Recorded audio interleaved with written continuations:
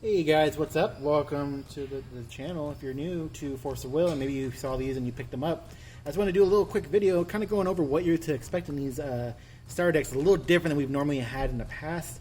So I found it to be really important to go ahead and open them up and show you and give you a little kind of tips and such of what you're looking at. While I open this up though, Colin does have some of the... I thought you were going to open that one up first. That's fine. Show him the manuals and stuff that come in. Yeah, I am while you're opening that.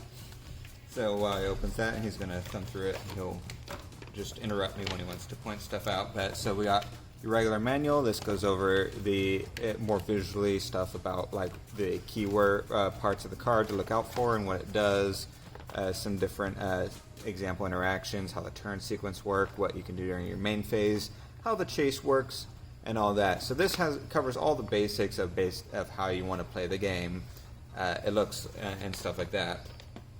Separately, there's the Forcible Glossary, which has pretty much every keyword and type of thing you might need to know, like battle damage, which isn't technically a keyword, but stuff you need to know about and how it works and its relevance to different things.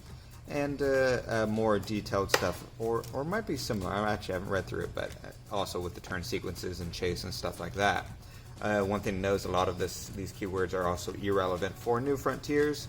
Things like inheritance and incarnation and stuff like that just aren't relevant. So you don't need to like memorize everything on there, but it's a good reference check if you're looking for stuff. And then you got your playmat it comes with, which is just the paper playmat. You can see the size of it compared to a normal playmat. It's about, I don't know math, but I would say half the size. You got your field graveyard deck. It looks like they moved the placement of the ruler again, so it's over here. Your magic stone deck, when you play the stones, they're part of the field, so most people usually put them at the bottom, somewhere here. I'd recommend doing that and not putting it up here, because then people get it confused with your resonators, and it's super annoying. It's also got a little handy thing of the draw phase, recovery phase, going in and out of your main phase and battle phase as many times as you want, and then end phase. So one thing to note, though, is this a playmat? Oh, this playmat has different art that comes in the... That's the Melgis one. So this is the Melgis playmat art. So it's got the volcano, I forget the name of it. One thing to note, across both the playmats, all of the definitions, and this entire how-to, not a single even mention of stranger cards or how to use them, how they work, anything, which not only is kind of annoying, but it's also going to be very confusing based on how these starter decks were shipped out, which Oscar will explain as he thumbs through them here. Right, which is kind of why we're making the video in the first place.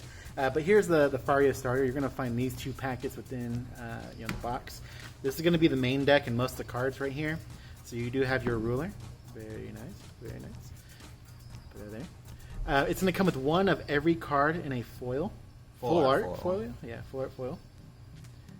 And then you have the main deck. So a playset is 4 cards. The only thing that I wanted to point out here was the way they did the strangers. Now, strangers inside your stranger deck, which is going to be on your ruler, kind of defined. At the very so you top. see right here, it says you may begin the game with a stranger deck of exactly 10 stranger resonators. You may not have more than 2 copies of any card in your stranger deck. They went ahead and gave you a playset of all the strangers that are in here. Not a playset, because the playset of the strangers too, but they gave you... playset by definition of what normal cards go for, not by what strangers go for. So if you see here, they give you 4 of one single stranger. They're all going to be like that in your pack. You're only going to be capable of using 2 of them. They cannot go in your main deck. We'll have to stress. So that's one thing people were asking and confused about.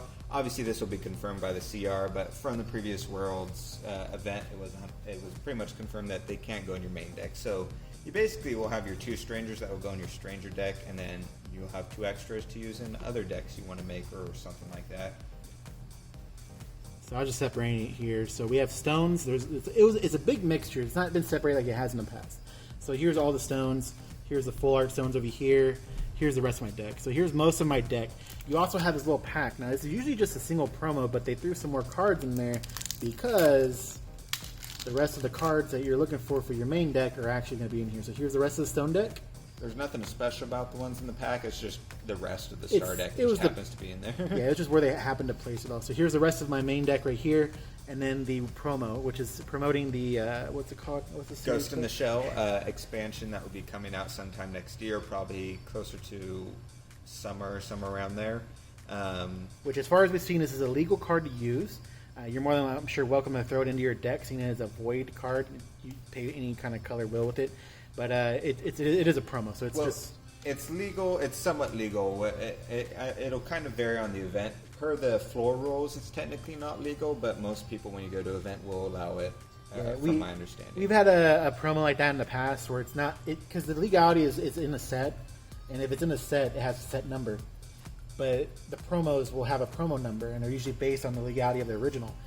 In this case, this promo, as well as another promo we've had in the past, who was Arwen, never had set numbers, but they're considered legal. So this may just be considered legal to play with. It'll be up to you and your locals to decide.